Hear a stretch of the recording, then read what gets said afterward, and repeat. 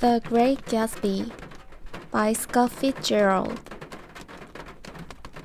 Then wear the gold hat, if that will move her. If you can bounce high, bounce for her too, till she cry, lover gold-headed.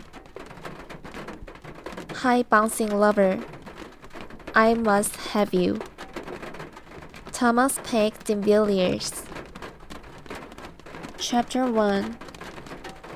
In my younger and more vulnerable years, my father gave me some advice that I've been turning over in my mind ever since. Whenever you feel like criticizing anyone, he told me, just remember that all the people in this world haven't had the advantages that you have. He didn't say anymore, but we've always been unusually communicative in the reserved way, and I understood that he meant a great deal more than that.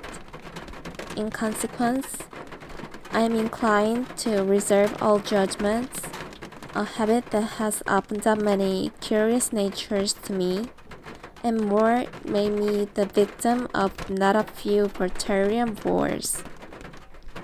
The abnormal mind is quick to detect and attach itself to this quality when it appears in a unjustly accused of being a politician, because I was privy to the secret griefs of wild, unknown men. Most of the confidence were unsolved. Frequently I have faced sleep, preoccupation, or hostile levity, when I realized by some unmistakable sign that an intimate revelation was quickering on the horizon.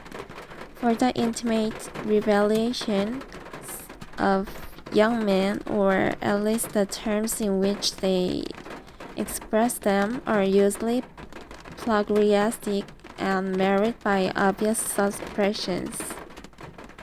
Reserving judgments is matter of infinite hope. I'm still a little afraid of missing something if I forget that, as my father snobbishly suggests, and I snobbishly repeat, a sense of the fundamental distance is parceled out unequally at birth. And after boasting this way of my tolerance, I come to the admission that it has a limit. Conduct may be founded on the hard rock or the wet marshes, but after a certain point, I don't care what is founded on. When I came back from the East last autumn, I felt that I want the world to be in uniform and exerted moral attention forever. I wanted no more vicious excursions with privileged glimpse into the human heart. Only Gatsby, the man who gives his name to this book, was exempt from my reaction. Gatsby, who represented everything for which I have unaffected scorn. If personality is an unbroken series of successful gestures, then there was something gorgeous about him, some heightened sensitivity to the promises of life, and if he were related to one of those intricate machines that registers earthquakes 10,000 miles away. This responsiveness had nothing to do with the flabby impressionability which is dignified under the name of the creative temperament. It was an extraordinary gift for hope, a romantic readiness such as I have never found in any other person, and which it is not likely I shall ever find again. No, Gatsby turned out all right at the end. It is what preyed on Gatsby, while foul dust floated in the wake of his dreams that temporarily closed out of my interest in the abortive sorrows and short-winded elections of men. My family have been prominent, well-to-do people in this middle western city of 3 generations. Caraways are something of clan, and we have tradition that we've descended from the Dukes of Buccleuch. But the actual founder of my line was my grandfather's brother, who came here in 51, sent a substitute to Civil War, and started the wholesale hardware businesses that my father carries on today. I never saw this great uncle, but I'm supposed to look like him, with special reference to the rather hard-boiled painting that hangs in father's office. I graduated from New Haven in 1915, just a quarter of a century after my father, and a little later, I participated in the delayed Teutonic migration known as the Great War. I enjoyed the country raid so thoroughly that I came back restless. Instead of being the warm center of the world, the Middle West now seemed like the wretched edge of the universe, so I decided to go east and learn the bond business. Everybody I know was in the bond businesses, so I supposed it could support one more single man. All my aunts and uncles talked it over as if they were choosing a prep school for me, and finally I said, wise, with very grave, hesitant face. Father agreed to finance me for a year, and after various delays, I came east. Permanently, I thought, in the spring of 22. The practical thing was to find rooms in the city, but it was warm season, and I had just left a country of wild, white lawns and friendly trees. So when the young man at the office suggested that we take a house together in the communicating town, it sounded like a great idea. He found a house, a weather-beaten cardboard bungalow at $80 a month. But at the last minute, the firm ordered him to Washington, and I went out to the country alone. I had a dog. At least I had him for a few days until he ran away, and an old Dutch and a Finnish woman who made my bed and cooked breakfast and muttered Finnish wisdom to herself over the electric stove. It was lonely for a day or so until one morning some man, who recently arrived then, I stopped me on the road. How do you get to West Egg Village? He asked helplessly. I told him, and as I walked on, I was lonely no longer. I was a guide, a pathfinder, an original settler. He had casually conferred on me the freedom of the neighborhood.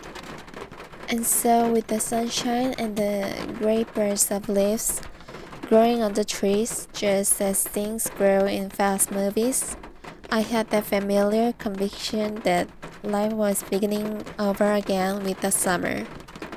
There was so much to read for one thing, and so much fine health to be pulled down out of the young breath-giving air.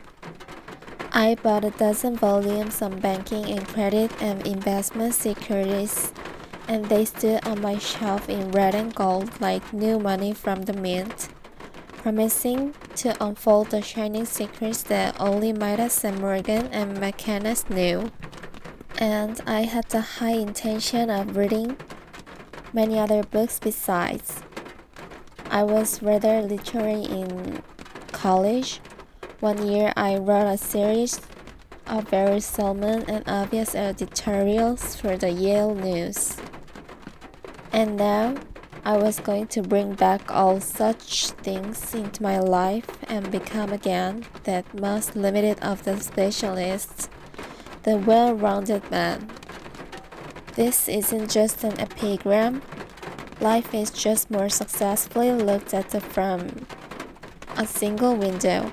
After all, it was a matter of chance that I should have rented a house in one of the strangest communities in North America. It was on the slender riotous island, which extends itself due east of New York, and where there are, among other nature curiosities, two unusual formations of land. 20 miles from the city, a pair of enormous eggs, identical in contour and separated only by a cozy bay, jutted into the most domesticated body of salt water in the Western Hemisphere, the Great Wet Boneyard of Long Island Sound. They are not perfect ovals, like the egg in the Columbus story. They are both crushed flat at the contact end, but their physical resemblance must be a source of perpetual confusion to the gulls. They fly overhead.